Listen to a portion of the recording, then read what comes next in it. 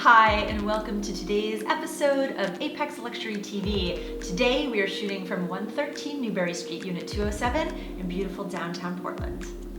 We have Lily from Springer's Jewelers here today, and she's going to show us how to take care of our jewelry and clean it and make sure that it's in the best shape possible. You want to sparkle? Take it away, Lil. Thanks, ladies.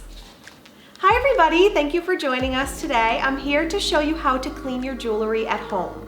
I'm going to be showing you how to clean your diamond rings, your gold and platinum and diamond, your pearl jewelry, and special for the month of October, your opal jewelry. So first and foremost, I'm going to show you how to make the solution. We like to use 2 parts water and 1 part Simple Green. The great thing about Simple Green is it's a really mild detergent that's non-toxic. For the diamond ring that I'm gonna start with, I am using warm water. Warm or even almost hot water is great for your gold, diamond, and platinum jewelry. We're gonna be using something a little bit different for the other jewelry we're gonna be cleaning today. I'm also gonna make a rinse station here with more warm water. All right, so I have my water all set up here. So I'm gonna go ahead and take this beautiful Art Deco diamond halo ring. It's a perfect example because there are a lot of little prongs, there's a lot of engraving, and there's a lot of little nooks and crannies that dirt and grime can get into your jewelry. Now, cleaning your jewelry at home is super important because it's not just about it sparkling, but the more dirt and grime or lotions that get between your prongs can actually wear them away over time. So I'm gonna start by using this strainer. Now, it's also important that you're set up away from the kitchen sink. We don't want any accidents of cleaning rings over the sink and something maybe accidentally going down the drain. So I'm gonna go ahead and just rest my diamond ring in the strainer. You can leave it in there as long as you like, go run some errands, do some things around the house, but giving it a good soak is not gonna hurt that gold, diamond, or platinum ring at all. Now that I've let it sit for a little while, I'm gonna go ahead and take the diamond ring out, and I'm gonna use this soft bristled toothbrush. Soft bristles are very important. You don't wanna use a harder bristle because it actually can scratch your gold or platinum. I'm gonna take the toothbrush, I'm gonna just soak it in our Simple Green and water solution, and I'm gonna give this ring a really good scrub. It's foaming up a little bit there, which is great. I'm gonna get a little bit more solution, and I'm actually gonna try to get underneath and inside of all that intricate work. And even if your ring isn't intricate, if you have any openness underneath the head or the band of the ring, you definitely want to get in there too. That's where stuff really gets kind of gooked in from sunscreen and lotion and all that stuff that we're constantly putting on our hands. Okay, so I've given it a good scrub. Now I'm going to go ahead and I'm going to dip it into the water solution. This is just going to rinse it off really nicely.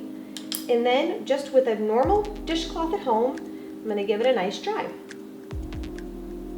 And look at that. There is your beautiful, clean diamond ring. That came out great. Okay, the next thing I'm gonna show you is pearls. Now, pearls are something that you definitely wanna pay attention to, not only cleaning, but how you're wearing. Your perfume, your lotion, things that are on your skin can actually affect the luster of the pearl.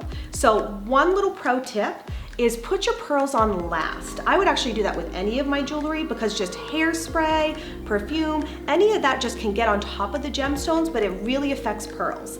Now for pearls, we're not gonna use any type of solution. We're actually gonna use a nice soft cloth and go ahead and clean your pearls off this way. You'll see that as you start cleaning them, you're gonna get that luster back. When you're done with that, I would advise that you take just a normal tissue and wrap them in a tissue for storing, and it just helps keep them nice and pristine, and so nothing else in your jewelry box is rubbing against them. Lastly, we're going to talk about opal. I have this gorgeous opal here. Opal is the birthstone of October. It has so much fire, so much beauty, and we want to make sure that we're really protecting that. Now, opal is a much more delicate gemstone, so we don't want to use warm water.